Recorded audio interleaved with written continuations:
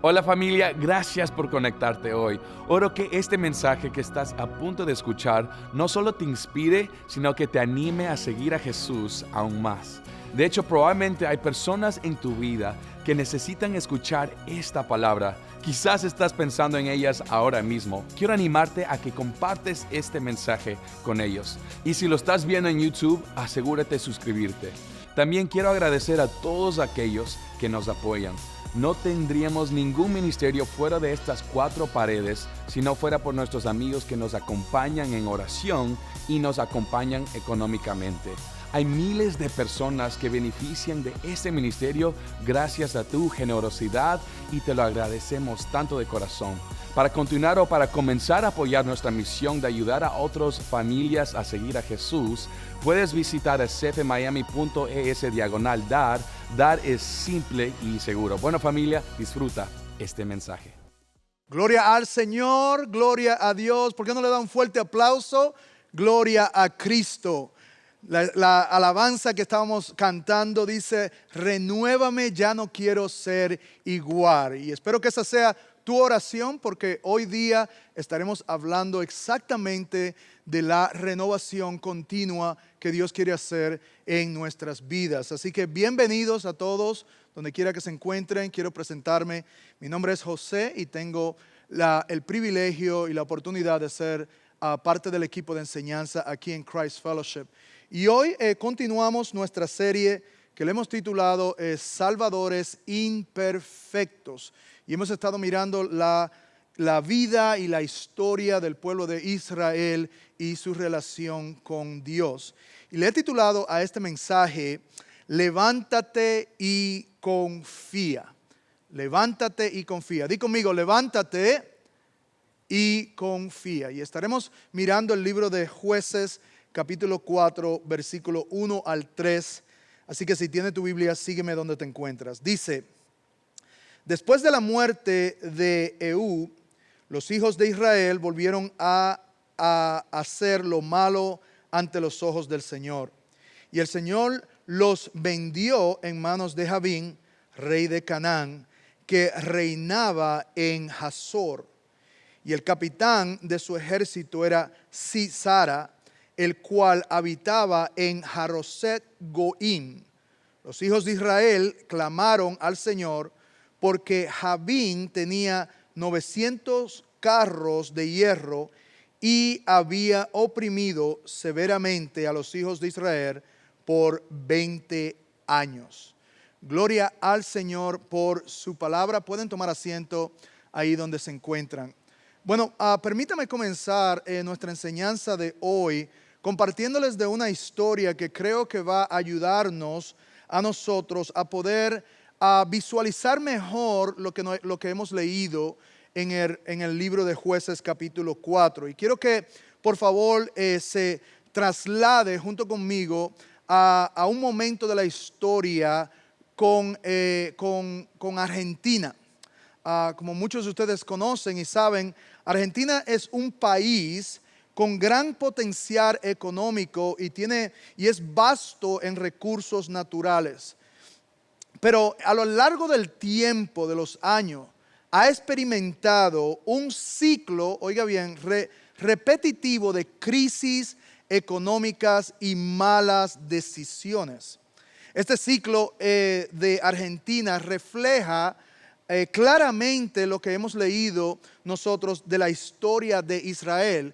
Y la razón es porque Argentina es un país rico en recursos naturales, con gran potencial para ser una de las economías más poderosas en América Latina. Pero sin embargo, a lo largo de la historia, ha sufrido múltiples crisis económicas devastadoras debido a al mal liderazgo y derivado obviamente a la repetición de malas decisiones de líderes y también de su pueblo. Y una de esas crisis que le quiero hablar es la crisis del 1989 y la hiperinflación o la inflación en esa década de los 80s, donde Argentina enfrentó una de las más grandes o peores inflaciones del mundo. los precios de aquel entonces subían diariamente. Imagínense, ellos se levantaban diariamente y no sabían a qué se iban a enfrentar en ese día. No sabían si iban a poder comer, no sabían si iban a poder, obviamente, comprar. Y la gente, obviamente, no sabía al otro día cuánto iba a costar ni siquiera un pedazo de pan. Y el pueblo clamaba a las autoridades para que haya un cambio, pero no podían ni siquiera pagar sus utilidades básicas. Y la gente, a causa de esas circunstancias, salieron a la calle, salieron a protestar, exigiendo respuesta inmediata. Y el clamor del pueblo obviamente era fuerte, pero no porque realmente ellos querían que hubiera un cambio continuo, sino estaban clamando ya más que todo porque estaban pasando sufrimiento y estaban pasando una situación bien difícil. Y las tiendas en aquel entonces fueron saqueadas, hubo caos en las calles y en todo el país. El pueblo perdió pidiendo solución rápida, pero no hubo ninguna solución hacia lo que estaba pasando. Y eran decisiones malas sobre decisiones malas. Y ellos entraron a un ciclo. Y quisiera compartirle el ciclo, obviamente, como le había mencionado, de dónde estaban. El primero era que había una mala administración económica y de ahí había una crisis financiera a causa de eso. Y entonces el pueblo clamaba para que hubiese cambio y entonces la solución llegaba temporalmente, nada obviamente extenso, y después entonces repetían el mismo ciclo. Y así sucesivamente pasaron varias temporadas y varias situaciones que en vez de hacer un cambio que era significativo, nunca el gobierno obviamente pudo resolver. Y cada cierto tiempo ellos entonces caían nuevamente en ese ciclo que le acabo de enseñar. Ahora, es exactamente lo que ocurre en la historia que hemos leído con el pueblo de Israel. Y la realidad es que también eso ocurre con nosotros en nuestras vidas. Caemos muchas veces en un ciclo donde hay desobediencia ante Dios. Y Dios quiere romper ese ciclo, ¿verdad? Como habíamos cantado, Dios quiere renovarnos, Dios quiere romper ese ciclo. Y de eso se trata la idea principal que quiero compartirles hoy. Y es que Dios responde a las necesidades de su pueblo, pero busca un corazón que le obedezca y confíe en Él para romper el ciclo del pecado y la desobediencia. Y es exactamente lo que nosotros vamos a mirar hoy a través de esta enseñanza y cómo podemos nosotros romper ese ciclo y cómo podemos confiar plenamente en Él. Tengo 3 puntos que quiero compartir con cada uno de nosotros, y si estás escribiendo a las notas, escribe esto como tu primer punto, y es que Dios responde a las necesidades de su pueblo. Vamos nuevamente al libro de Jueces, capítulo 4, versículo 1 al 3, donde dice: después de la muerte de Ehud, los hijos de Israel volvieron a hacer lo malo ante los ojos del Señor. Y el Señor los vendió en manos de Jabín, rey de Canaán, que reinaba en Hazor. Y el capitán del ejército era Sisara, el cual habitaba en Haroset Goim. Los hijos de Israel clamaron al Señor porque Jabín tenía 900 carros de hierro y había oprimido severamente a los hijos de Israel por 20 años. Quisiera que nos detengamos aquí por un momento para poder preparar el trasfondo de este mensaje, porque si usted se acuerda, la semana pasada nosotros estuvimos hablando sobre la desobediencia del pueblo de Israel y cómo una generación falló de transmitir su fe a otra generación. Y este problema no solo trajo un problema de ignorancia, sino que el pueblo que no conocía a Dios, obviamente profundizó en la idolatría y se apartaron del Señor. Y eso es lo que vemos en Jueces capítulo 2, versículo 10. Dice, y toda aquella generación también fue reunida a sus padres, hablando de la generación que Josué engendró, y dice, y se levantó otra generación después de ellos que no conocían al Señor ni las obras que Él había hecho por Israel. Ahora, ¿cuál es el problema que nosotros podemos ver aquí? Primero, es que la generación de Josué y su generación conocían a Dios. Habían experimentado a Dios, pero no lograron transmitir su fe de manera efectiva a esta nueva generación que nosotros vemos en el versículo 10.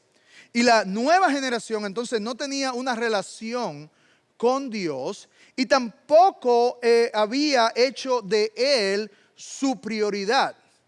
Y obviamente como consecuencia, al no tener una relación con Dios, entonces ellos comenzaron a servir a los Baales y a otros dioses. Pero ¿qué pasa? Que a causa de esa decisión de ellos servir a otros dioses, hubo consecuencia. Porque se habían apartado de Dios. Hubo consecuencia por causa de su pecado. Dios lo entregó a ellos en manos de sus enemigos para que ellos pudieran sentir la consecuencia de su desobediencia. Miren lo que dice Josué capítulo 2, versículo 14. Dice, la ira del Señor se encendió contra Israel y los entregó en manos de salteadores que los saquearon y los vendió en manos de sus enemigos que estaban de alrededor para que ya no pudieran hacerle frente. En otra palabra, habían sido debilitados. Y dice, donde quiera que iban, la mano del Señor estaba contra ellos para el mar, como el Señor había hablado y como el Señor les había jurado, y se angustiaron en gran manera. ¿Qué es lo que podemos ver? Podemos ver obviamente de que Dios entonces permite de que el pueblo sea oprimido. Significa que ellos fueron obviamente saqueados, sus riquezas habían sido tomadas de ellos, ya habían sido debilitados en el área financiera. Y sintieron obviamente la desesperación y la angustia de esa crisis, de lo que ellos estaban pasando por causa obviamente de sus pecados. Y ellos ahora están en esta situación. Entonces, ¿qué es lo que ellos hacen? ¿Qué es lo que ocurre? Obviamente cuando ellos se ven en esta crisis, bueno, entonces ellos claman a Dios. Ellos claman a Dios. Es lo que nosotros haríamos, ¿sí o no? Si nosotros estamos en una crisis, usualmente, si somos verdaderos a nosotros mismos, sabemos que clamamos a Dios. Y es exactamente lo que ellos hacen. Mire ahora nuevamente en el versículo 1 de Jueces capítulo 4, que es donde iniciamos la lectura. Dice, después de la muerte de Ehud, los hijos de Israel volvieron a hacer lo malo ante los ojos del Señor. Podemos ver de que hicieron nuevamente lo malo. Y el Señor los vendió en manos de Jabín, rey de Canaán, que reinaba en Hazor. El capitán del ejército era Sisara, el cual habitaba en Haroset Goín. Y dice, los hijos de Israel, ¿qué dice? Clamaron al Señor. Ellos clamaron a Dios. Ahora, también nos deja saber el por qué. Ahí, siguiente a lo que clamaron al Señor, dice, porque Jabín, el rey, tenía 900 carros de hierro. Y esos 900 carros de hierro es un equivalente hoy día a los tanques de guerra, por decir algo. Ese era el daño que esos carros de hierro pudiesen hacer en el pueblo. Y dice, y habían oprimido severamente a los hijos de Israel por 20 años. Hermanos, 20 años de sufrimiento severo es duro. 20 años, fíjense. Ellos estaban sufriendo por 20 años y es por eso que ellos ahora claman a Dios, ¿verdad? Ellos claman a Dios para que los rescate. Y cada vez que Israel entonces caía en una opresión, clamaban al Señor. Pero lo clave a entender era que ellos no clamaban de un corazón de arrepentimiento. No, ellos clamaban para que ellos pudieran tener alivio de lo que estaba ocurriendo, de la crisis, del dolor, la circunstancia. Pero no era porque ellos querían apartarse del pecado. No era por eso, era porque ellos estaban pasando una situación bien difícil. Y déjeme decirle, yo creo y entiendo que cada uno de nosotros podemos fallar. Cada uno de nosotros, donde tú te encuentres, cada uno podemos fallar. Y entiendo que en un momento dado está correcto de que nosotros clamemos al Señor. Pero oiga lo que está sucediendo con este pueblo, porque el problema no es que ellos clamaron. El problema es que ellos cayeron en un ciclo de desobediencia. Ellos cayeron en un ciclo de desobediencia y entonces se encontraban una y otra vez pasando por lo mismo y entonces clamaban a Dios en su sufrimiento por las consecuencias de sus pecados. Fíjense lo que dice el versículo 9, porque esto sucede anteriormente de la lectura que hemos leído. Fíjense lo que sucede. Esto fue una primera vez. Dice, pero cuando los hijos de Israel clamaron al Señor, ¿por qué clamaron? El Señor levantó un libertador para los hijos de Israel y los salvó, a Otoniel, hijo de Cenaz, hermano menor de Caleb. ¿Por qué ellos clamaron? Bueno, ellos clamaron porque habían pecado contra Dios en el capítulo 3 también. Y ahora en el capítulo 4, otra vez lo mismo. Habían pecado. Y en el capítulo 3, Dios entonces lo entrega nuevamente a sus enemigos. Después de ello haber sufrido y ser oprimido, entonces volvieron a clamar a Dios. Y en la misericordia de Dios, entonces Dios obviamente le da un juez. Y el juez lo liberta en el capítulo 3 y le da 40 años de paz. Pero este patrón, hermanos, oiga bien, este patrón en el pueblo de Israel, en el pueblo escogido de Dios, se repite a través de todo el libro de Jueces, porque ellos caen en un ciclo. ¿Cuál es el ciclo? Bueno, podemos ver, Israel peca y se aparta de Dios, ¿verdad? Y después Dios lo entrega en mano de sus enemigos por causa de ese pecado. Y cuando la opresión entonces se vuelve muy insoportable, claman a Dios. Y después entonces Dios en su misericordia levanta un juez para libertarlo.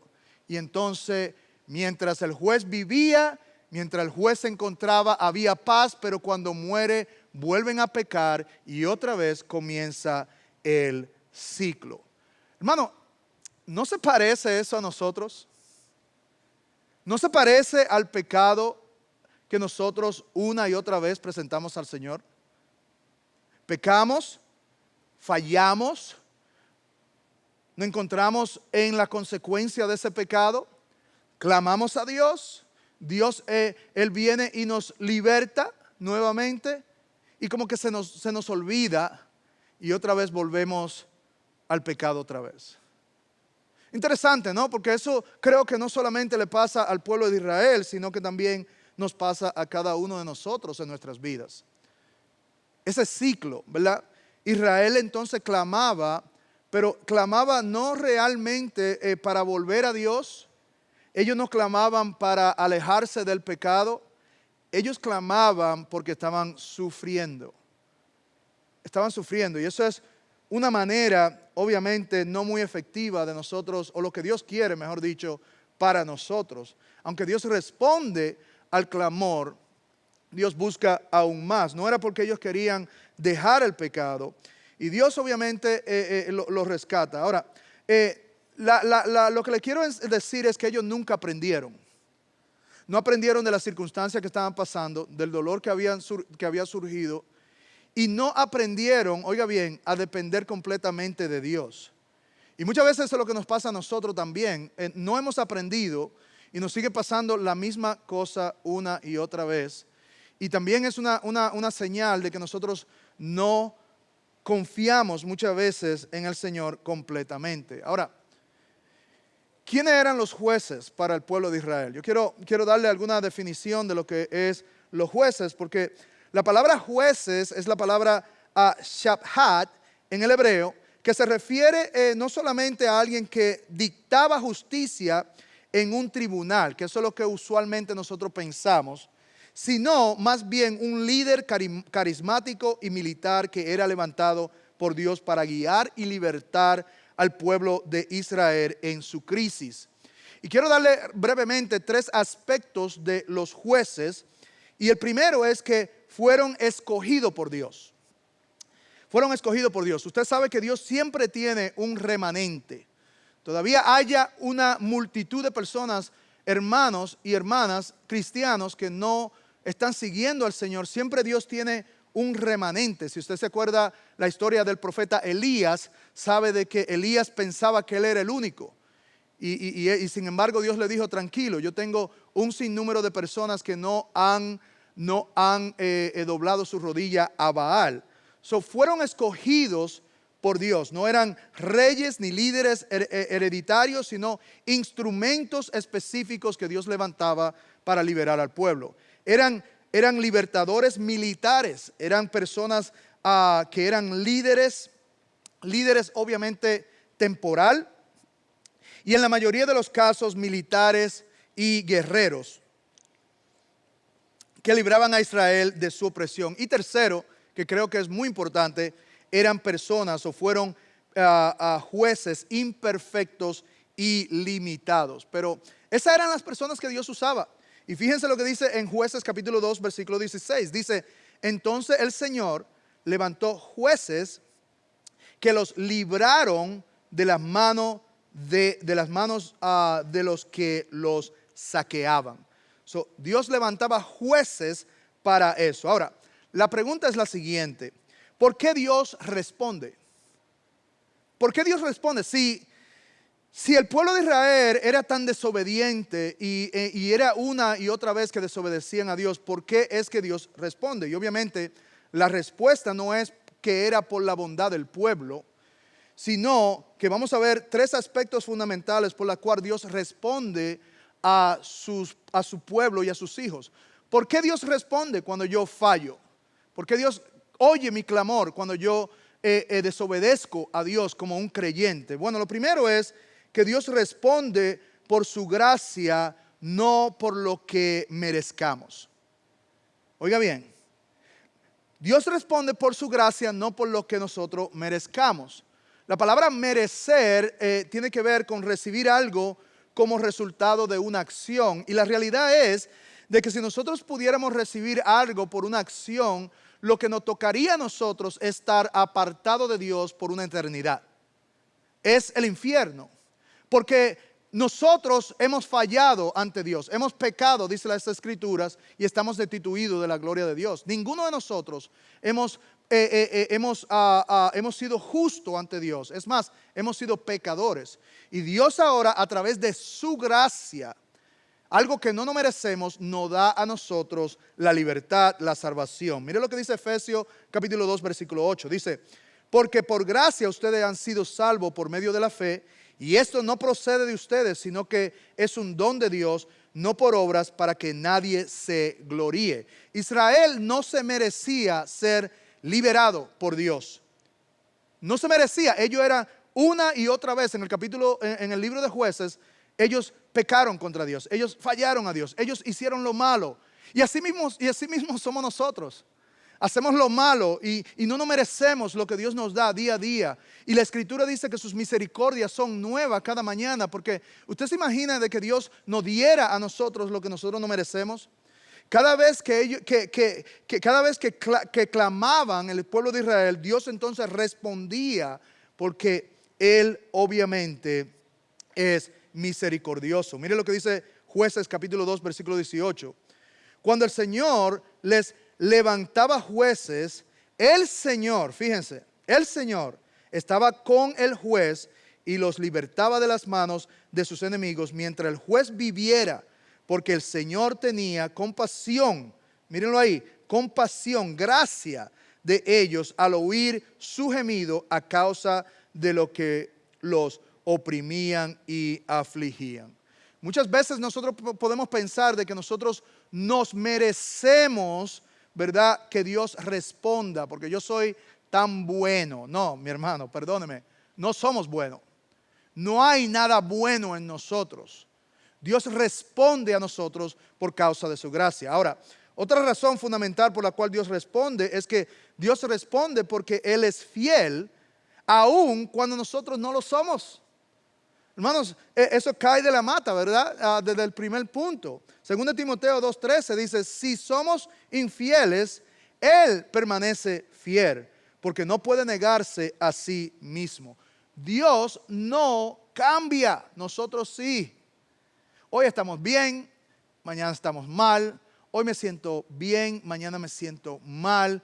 Y así sucesivamente, pero Dios no cambia. Hoy soy fiel, mañana soy infiel y así sucesivamente. Israel falló repetitivamente, pero Dios permaneció fiel porque Él había hecho un pacto con ellos. Miren lo que dice Jueces capítulo 2 versículo 1. Yo los hice subir de Egipto y los traje a la tierra que había jurado a sus padres y dije, jamás romperé mi pacto con ustedes. Fíjense, todavía aún fallan, hacen lo malo, ya Dios había hecho un pacto. Y Dios no va a romper su pacto. La Biblia dice que todas sus promesas, ¿qué son? Son sí y son amén en Él. Dios no rompe su pacto que Él ha hecho. Y la última razón fundamental por la que Dios responde porque tiene un propósito divino más grande. Miren lo que dice Isaías 46, versículo 9.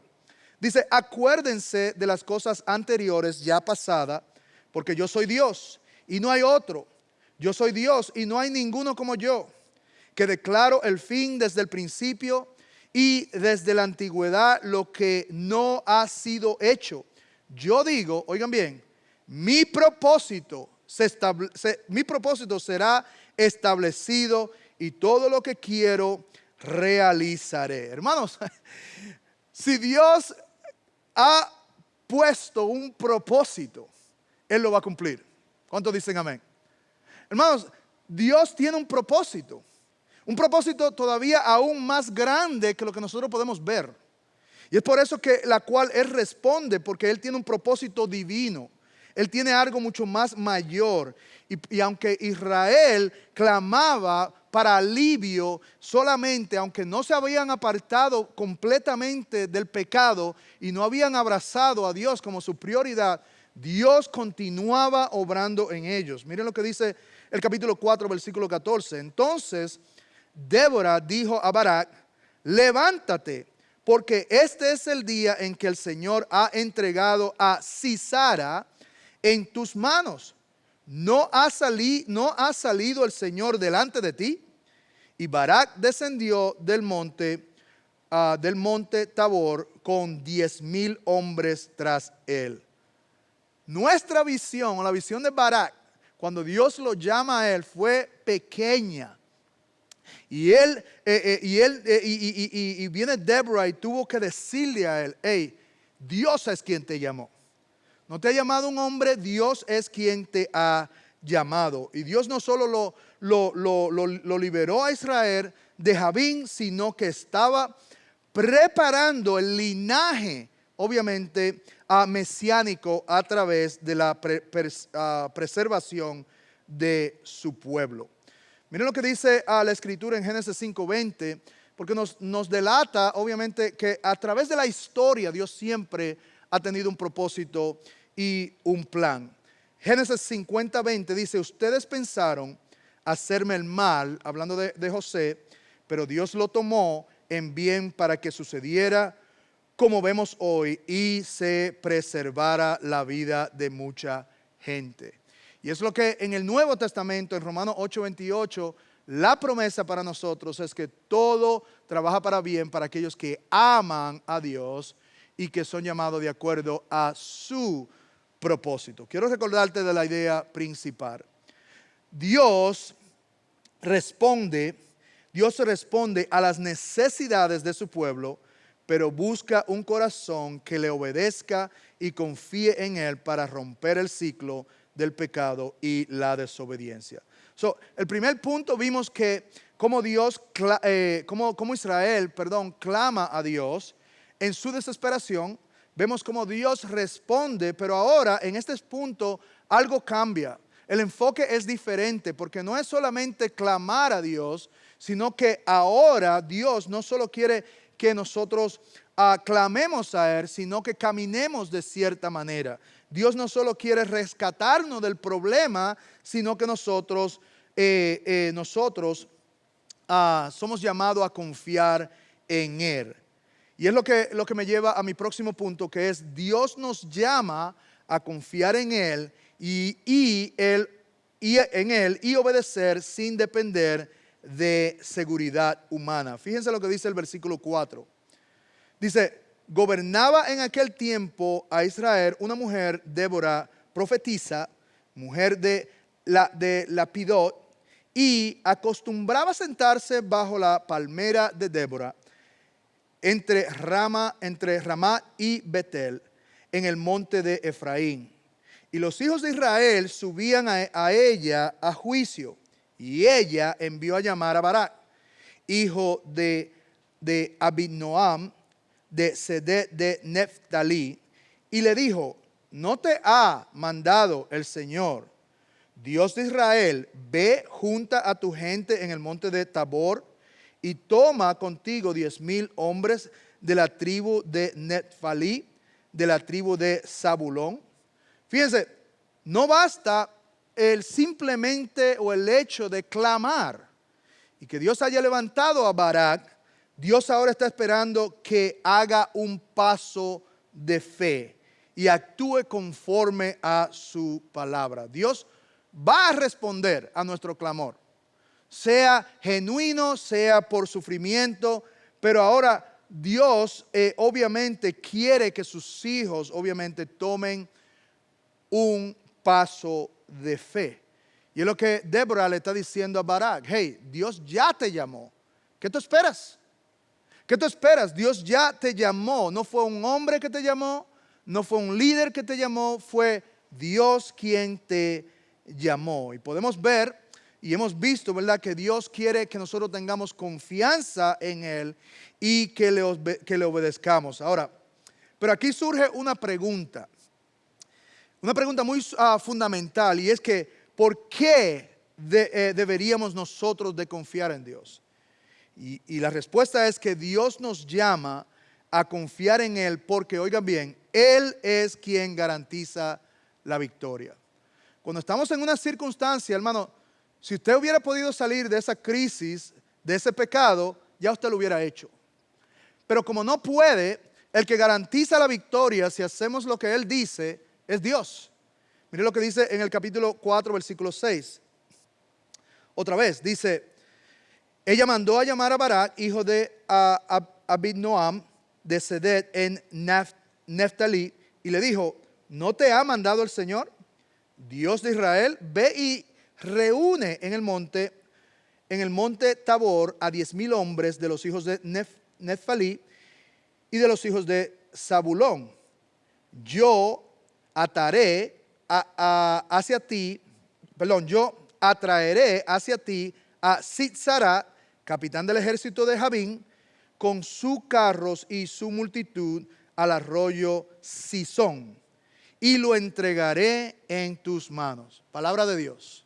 Débora le está dando palabra de Dios a él y dándole ánimo de que, hey, no es por ti, no es tus cualidades, es las cualidades de Dios. Dios no solo nos ordena, sino que promete también la victoria de lo que Él ya nos ha prometido.